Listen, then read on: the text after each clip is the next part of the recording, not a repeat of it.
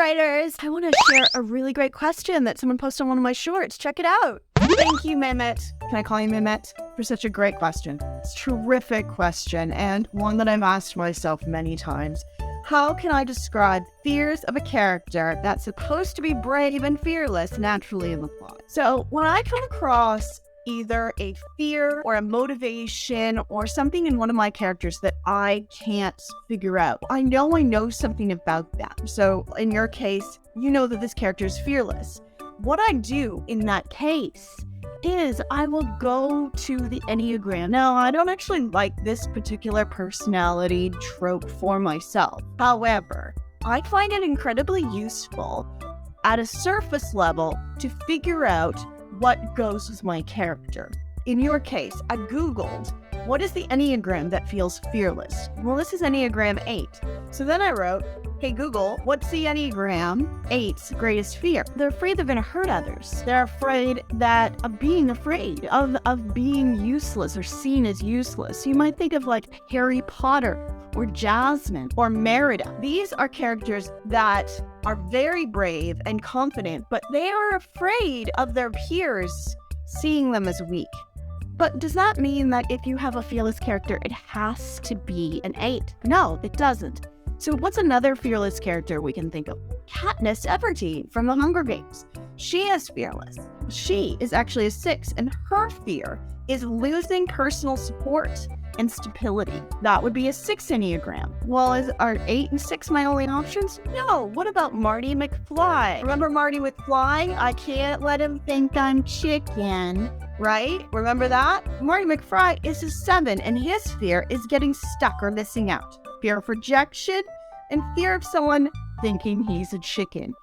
So I'm not even saying that these 3 are the ones, because the Enneagrams are great because they are so in-depth.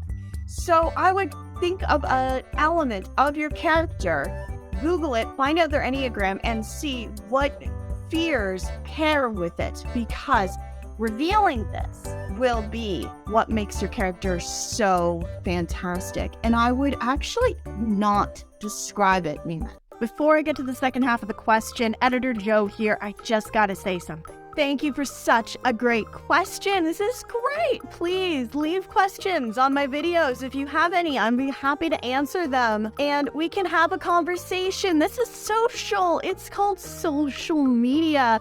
Let's chat. Let's get together and make our writing better. I welcome you into my writing office and we can have a chat. It's great. Thank you so much for sharing your question. To the second part of your question, I would say, don't describe it, show it. Show it the way we see Harry Potter being timid around his classmates. Show it in the way we see other characters describing Marty McFly. Can't let him think I'm chicken, remember? Or show it the way Katniss Everdeen is afraid not only of losing her sister, but of losing her own life, knowing that she brings the stability to her family and fearing that for her sister.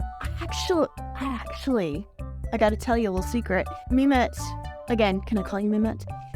Posted this question on one of my shorts yesterday. And today, as I'm recording this, but it'll be yesterday when you see this video. And I thought, well, I'll give a little short. And the short was 4 minutes long. I went, well, you know what?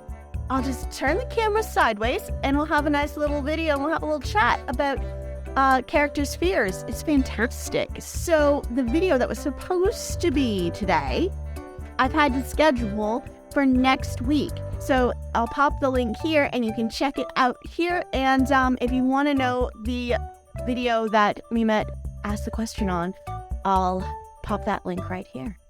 Thanks again for sharing it, and let me know about your comments below. And if this video was helpful, hit like so it spreads to more people. Thanks, y'all. See you next time.